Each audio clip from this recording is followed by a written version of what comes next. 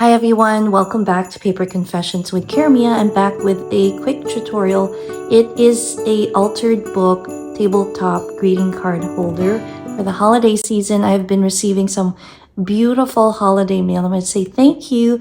I wanted to quickly show you what my current card holder looks like. This is something I thrifted at our Discovery shop. It's a beautiful metal star card holder that we put by our fireplace. And I love it, but I also want to display my other cards and postcards that I receive in the mail at our table or counter. So I'm going to show you how to make it real quickly. I'm going to be using a Dollar Tree book, and this is inspired by Tilly Douglas, who had made one. It was an altered Rolodex holder for memory dex cards that she had made, and I love the way she did hers. Mine will be a simple version of it. I wanted to make sure it was something that you guys could make quickly, especially with the holidays approaching very, very quickly. So I'll link her channel down below. I'm going to put an insert shot of the Halloween and fall version that I made last time. I'll also link that video at the end if you like to have a look and see what it looked like. So let's get to it. I'm going to show you how to make it. So here's what you need. Any book. This book has about 150 pages. I think it's the perfect size. I got mine from Dollar Tree, and all you have to do is fold each page into half and keep going until you're done folding each page. And then I'm going to mat the cover with a fabric. So it's going to look like this. I've covered it with some of this nice velvet, crushed velvet that I had in my stash, some scrapbooking paper with the Merry Christmas and some brads where I will be attaching the ribbon, and I'm going to show you why. We have the flat end here of the cover. We want that to be our standing part of our holder. It just holds better. In this case, I'm going to be using some of my red ribbon, perfect for the Christmas season.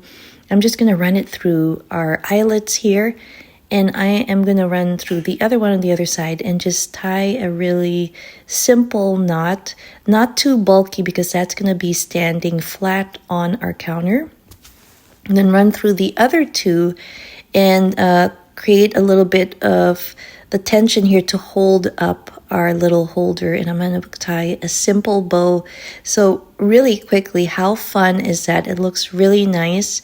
And then I'm going to decorate the sides here with some bows, and I'm going to put another one over here. Now you can definitely decorate it more. I went with a more simpler style, and I have some of these postcards that I'm going to put here on display. So I'm going to add the greeting cards and postcards I received this holiday season, and I think it makes a beautiful little decorative piece also on your kitchen counter or on your tabletop.